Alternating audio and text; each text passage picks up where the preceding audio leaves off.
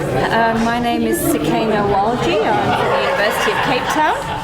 This is my colleague Andrew Deacon. We both work in the Centre for Innovation in Learning and Teaching, CILT, at UCT, which is a central unit that we have a team called the Course and Curriculum Design Team, which I manage, and we work with academics to help them design, develop, and deliver online and blended courses.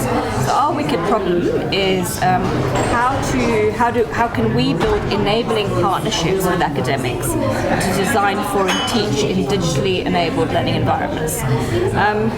And so I'm just going to give some of the context. So why are we even doing what we're doing? So as is common in many universities, more and more people, even in what is ours, a traditional residential campus-based university, are wanting to or having to move and teach in blended online spaces along the continuum of digitally enabled education.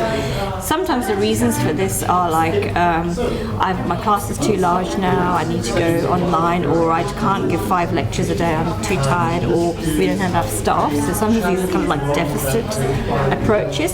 Sometimes the reasons are I want to reach more students and they can't come to Cape Town all the time, especially in postgraduate spaces, or I want to do something different, I want to innovate with new pedagogies. There's a whole host of reasons why people want to do this. So centres like ours are increasingly called on to support academics, both in terms of sort of so-called staff development, but also the production of actual courses as artefacts and products. So what are we doing already at the moment?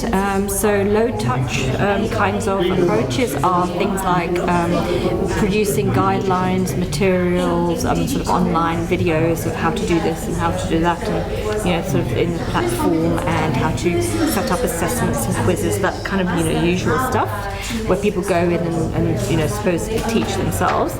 We also have seminars, presentations, workshops, those kinds of things, and we're increasingly moving towards sort of a full instructional design support service where a team works with a team of academics and take them through a whole scaffolded process to develop.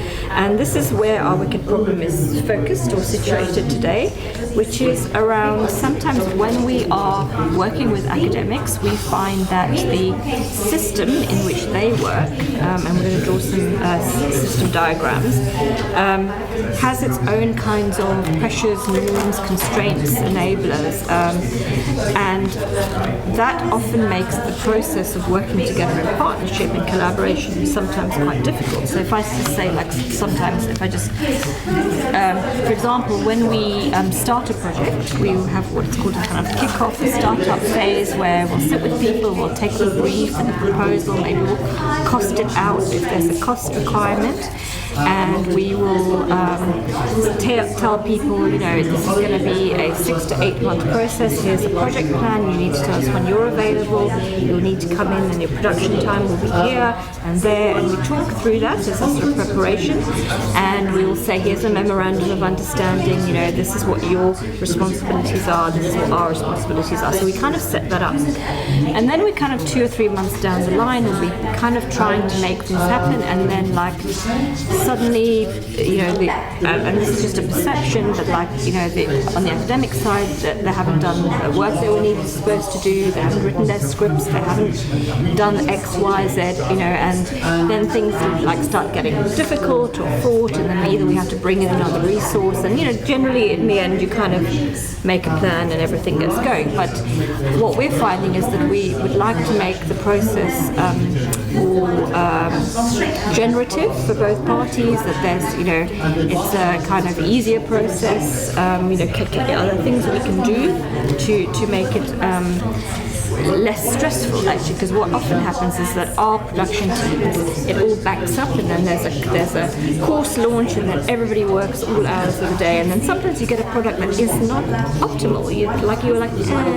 We've had to make that compromise. So that's where we're at. So we're like, why is this happening? What is this? So what do we do? And so I'm going to hand over to Andrew, and he's going to. We have been working in this with a full service function organization for about 4 to 5 years now. So we have been interviewing academics, we've been researching. So we've asked them, like, how is it like for you? Tell us what you want from us. So Andrew's just going to talk from the academics perspective. Yeah. Okay. Yeah. So we are sort of here, and the academics are here, and our goal, as Sukaina said, was to help, say, create an online course, while theirs was to more broadly teach. And so the kind of things that they told us after projects, once we finished, was they didn't really understand the tools that we had. They didn't know what we could do. They wanted us to be much more explicit about the services that we offer, and they kind of imagined this in a service kind of mode. And we didn't necessarily. We were, as Sukaina said, we were thinking more in a partnership often. They were a little frustrated that things took a lot longer and were much more difficult than they ever imagined, and so the things that they had to do, they didn't know how to prepare. The things that we were expecting them to do, they were unprepared for. They would sometimes suggest that other academics should go through this process so they could work with them. So these are their community of academics would support them, but and then there were academics who, which was also quite common, who said, look, this whole thing can only work if we have more, if we have buyout, we have more time to actually develop this. This is way too much work. Okay. Yeah, so that's just our thing. And what I have got, but you'll have to give it back to us because we only have, is we've actually drawn it out, and you can tell us what you see.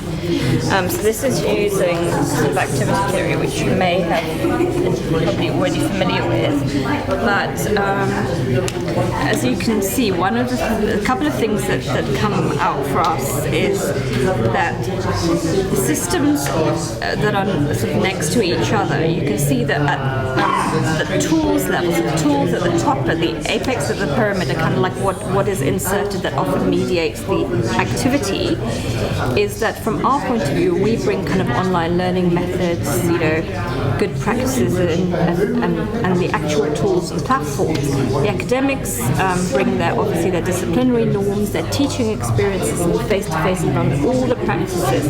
And sometimes it's just very unfamiliar to both parties. So you can see that sometimes we can understand why sometimes when we say things it sounds like jargon, it sounds quite unfamiliar. So that's sort of one way of looking at that. I'll stop there and ask for any insights or questions or anything. I think it's exactly what so I'm from Stellenbosch. Okay. So we're also trying to understand how one is connecting between the academics and the Centre for Teaching and Learning, the Centre for Learning Technologies. And I think the core here is one speaks different languages, so how are you going to not have this clash here, but rather to work towards trying to understand each other. Different demands. And the different demands are generative, or you can look at them in a positive way as well, because it allows you to renegotiate what is your goal. So, and also that partnership's important. I think that collaboration as opposed to us versus them kind of thing. And this is a space where you can actually break down some boundaries that might have existed before. Yeah, so we would love to hear of your successes in doing that. Well, that's what the session is about. Yeah, but we're not supposed to give solutions. It's not a solution. But I'll take it.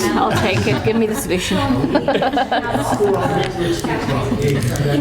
I'm just to say, it's not like every relationship is terrible. We actually have some very good relationships, and when you analyze what went right, sometimes it's just that people hung in there, and it was tricky at some points, but in the in the end, when you've seen like a year down the line or 2 years down the line, when they've actually had to struggle and then they're finding some traction in the online space, they've sometimes come back and said, oh, actually now it's been, I connect with my students online. I've suddenly realised I know them better, and sometimes it just takes the experience of teaching online to know how to teach online. You can tell people, you can put them on training courses, but unless you've actually done it, just to understand the context, who is driving the process here? Is it your center? Is it academics? We are not driving. Institutional level? Yeah, it's both the institutional level. Senior leadership are keen that we move to a more digitally enabled environment because they're saying students are telling them through focus groups that it's boring. We don't like lectures, etc., etc. So they think, technology is the answer, which it often isn't. But there's that wanting to be kind of cool and sexy. But also we have academics coming to us and saying, I'd like to go online, as I said, because I've got too much marking. I don't want to teach. I can't do lectures, or no one's coming to my lectures. That's another reason. Lecture attendance is down, so I think I'd like to do snappier videos. So all sorts of reasons, but it's both bottom up and top down. But why I'm asking, maybe if there is sort of a common goal, a common vision, it could be better ownership. Yeah. So part of it could be coming with is the digital roadmap from the institution itself, which guides and drives the whole process. Then that avoids them saying, no, I want this because, or you saying, I want this because there is goals and they often, we often isn't a shared goal. It often has to be negotiated. This is what we've found. So, and we've had we've had, as Sukaina said, we've had things, projects where people have been keen to do it, and others where people have been told to do it. This problem still exists. This wicked problem still exists. But I think without any kind of incentive that's very clearly articulated and understood by both, it's going to be very difficult to move the two through the process. So we're actually looking at this, we're just going through this, but not within the institution, actually with a humanitarian organization. And they're coming to learning from a very, very conservative approach about this is what you need to know in education emergencies, and here we're going to teach you, and we have all the answers. And so we've already been working with them for a few years, but now their donor has told them you cannot scale this model, so now you need to scale it. And so interestingly enough, we've actually taken a new sector-wide, education sector-wide competency framework for education emergencies. And we have split the course into two levels. Level 1 and 2, it all goes online, self-learning. And level 3 is where we really put all the human resources in. So what I'm trying to say is, and this is what's gotten the humanitarian organization to think. Now all of a sudden they're interested because they can see, well, they can satisfy their donor, they can do the scaling, they can actually get more grants. The university has come in and thrown more resources at it, which they appreciated. So all of that to say that it's a multiplicity of,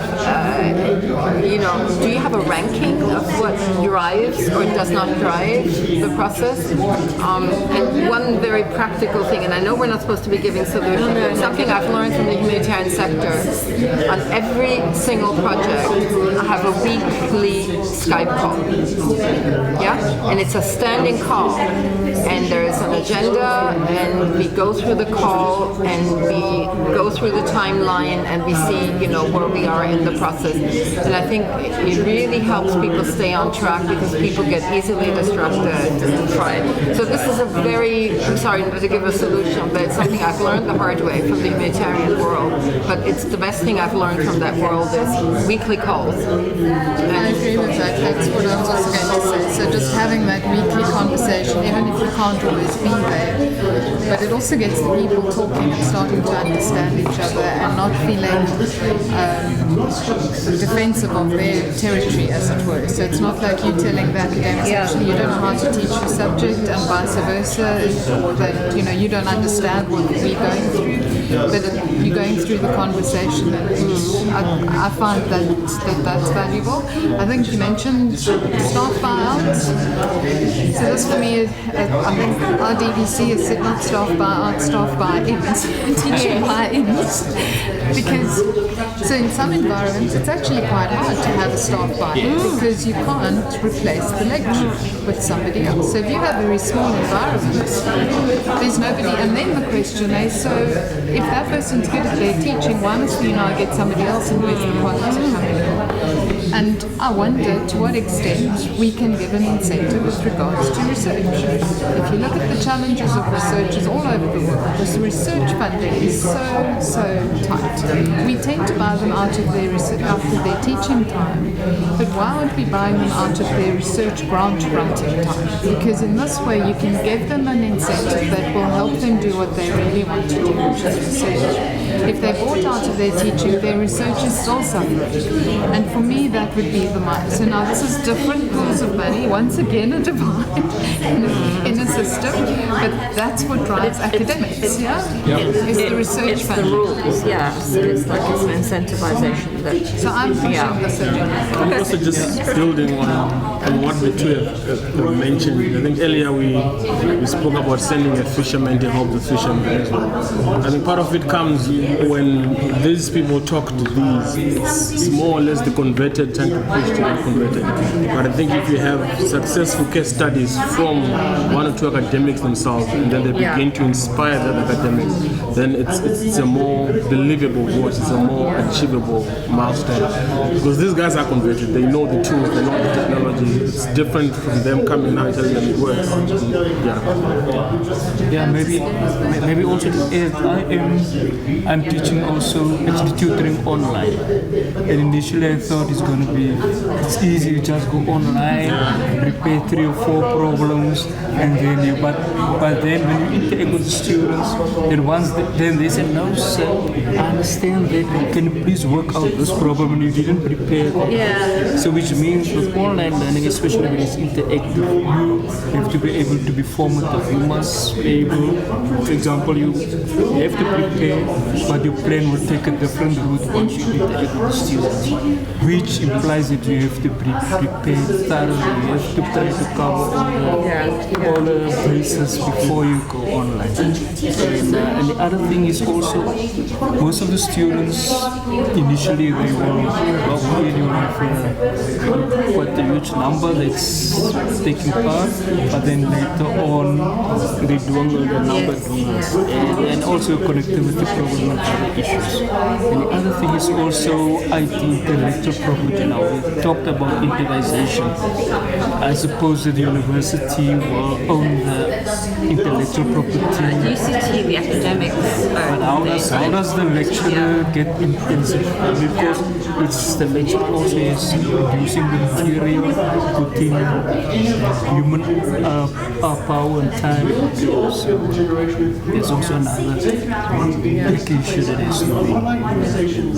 There's just a lot of, we just find a lot of variety that there are a lot of different scenarios play out. Sometimes people have strong ownership of it, and other people are very sharing, and that's part of the difficulty of negotiating all of this. You can't anticipate how people are going to feel. Everything has to be discussed and negotiated. And is there a feeling that everything has to be perfect? I don't think so. I think it's the way that I mean, that's a good point, because maybe on our side sometimes there is, we do have our creatives who are like, plus, and we're like, which is fine, I was just one of the responses that these need to be directed towards for it to be productive, and I think that is essentially our wicked problem. How do we make sure it doesn't go off track? I was just thinking, listening to you and your experiences, would it make sense to create maybe 3 different persona with attributes, and when somebody comes in, you have them pick the persona that they feel they're, and then you have your approach you can adapt to. You can, have reasonable expectations about what, they can achieve, and it's a win-win situation. So I'm just thinking, maybe using all your experience, but just categorizing it properly, so that, you create 3 different teachers. Oh, which one would you, and it's not a value judgment. That's right. Yeah. It's a context. It's a context. I think we probably we imagine we do it, but we don't just formally. Yeah, maybe. We don't tell necessarily articulate.